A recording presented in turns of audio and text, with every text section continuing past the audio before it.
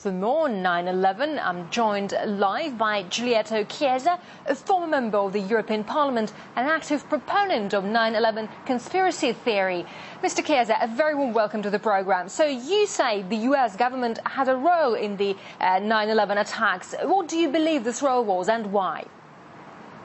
Well, I cannot say that the government had a role, but I can say that a part of the government and the Congress lied because the official commission, which has been created in 2003, created a report containing a huge amount of false information, of wrong information, of distortion and omissions. That means the responsible are those who have created this incredible situation when the commission, the official commission, which should have had an inquiry on the events, did not disinquire, and in the part that they did, they deformed the truth. They did not tell the truth to the American people and to the world as a whole. And the responsible of that is in the first person having the in chargement of the executive director is Mr. Philip Zelikow, who had a very big role in this falsification. This we can say determinately and definitely. Yeah, and can you tell us more about what evidence have you gained to assert that 9/11 was the result of a conspiracy as an official commission, as you say? I can tell you simply that in last year, in the United States has been published a very interesting book called The Commission, wrote by a journalist of the New York Times, Philip Shannon, where all this inquiry has been analyzed very precisely with a huge amount of documents. For instance, I give you only a little example. In that inquiry, there is no mention of the detailed document of the FBI denying that from the plane there have been so many mobile calls to the heart. According to the report of the FBI, there were only 2 mobile phones from the flight 93. While all the world knows, and the official report says, that there have been, for instance, the conversation between Olson and Barbara Olson, the wife, from the plane, from the flight American Airlines 11. Well, this call never happened. And in the report, there is a detailed description of a call which never happened. I see. If it really had a role in these attacks, how has the US government managed to keep this a secret for so long, and also with a new president as well? Well, I don't know what Mr. Obama thinks about of this question. On never spoke about that, according to my information. But I believe that the question is open. There are the families of the victims asking for the truth. There is a big, huge problem. There is a war in Afghanistan going on, and if what I believe is true, the war has been created artificially, like the war in Iraq, as a consequence of that lie. That means the problem is not the problem of the past, to know the truth of the past. The problem is today, to create a new international situation where this kind of lie cannot be told to the people of the world. We are all interested. I am Italian. There are many European soldiers in Afghanistan. Well, if we know that all this has been created artificially, it will be a very big information. All right, I see. Mr. Giulietto Chiesa, thank you very much indeed for that insight. Giulietto Chiesa, former member of the European Parliament and active proponent of 9/11 conspiracy theory. Thanks a lot again. It's Kevin Owen here today with our top stories. And the US is commemorating the 8th anniversary of the 9/11 attacks, which claimed almost 3,000 lives. The official version of events has failed to satisfy many people, and there are calls for a fresh investigation into the tragedy. Marina Portnaya picks up the story.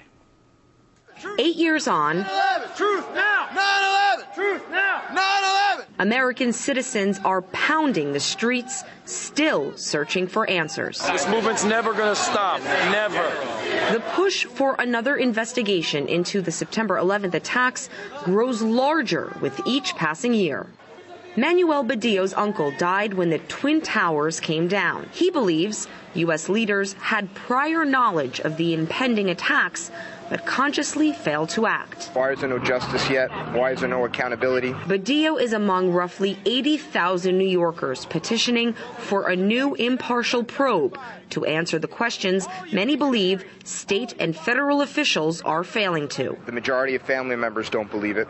The first responders don't believe what they were told by our government. All of these have turned out to be lies that we've been told. 60% of the commissioners don't believe the story that they received.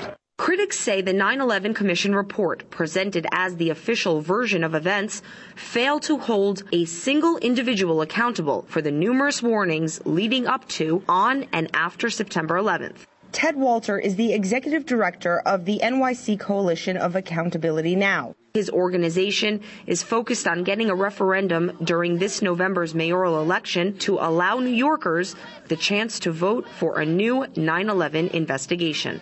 It's absolutely essential for the world, for the well-being of the world, that we understand why 9/11 occurred, who was behind it. Because if we have a false understanding, we're going to be basing policies on that false understanding. Pressures even coming from the West Coast. Hollywood actor Charlie Sheen wrote a 15-page public letter to the president calling for another 9/11 inquiry. It doesn't add up. A lot of it doesn't add up, hence these questions. But a move like Sheen's can be quite a gamble in the domain of American public opinion.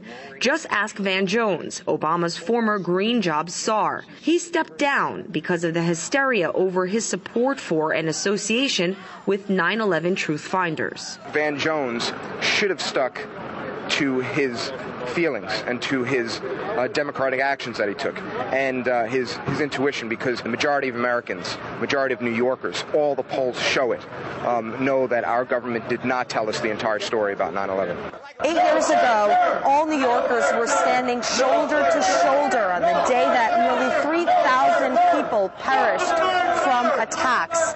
Now, we have citizens standing on one side, police officers on the other, and many are asking for accountability. A demand from which these Americans refuse to back off. Marina Portnaya, RT, New York. The US is commemorating the 8th anniversary of the 9/11 attacks, which killed almost 3,000 people. The official investigation into the tragedy has failed to satisfy many of the relatives and other Americans. RT spoke to survivor William Rodriguez, who was a janitor in the North Tower of the World Trade Center and helped rescue others after the planes hit.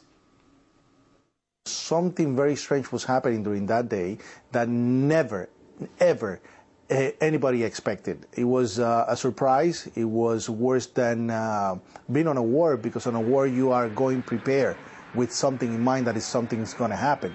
Here we just went to work a regular day and it changed the history of our lives. What were the things that you experienced that go against the official version of 9/11? On 9/11, I was on the basement of the North Tower, and before the plane hit, there was a huge explosion. While I was on B1 at 8:46, we hear boom! An explosion so loud and so hard that pushed us upwards, in the air, upwards, coming from below. I mean, 20 years in the building, I know the difference between something coming from the top and something coming from the bottom.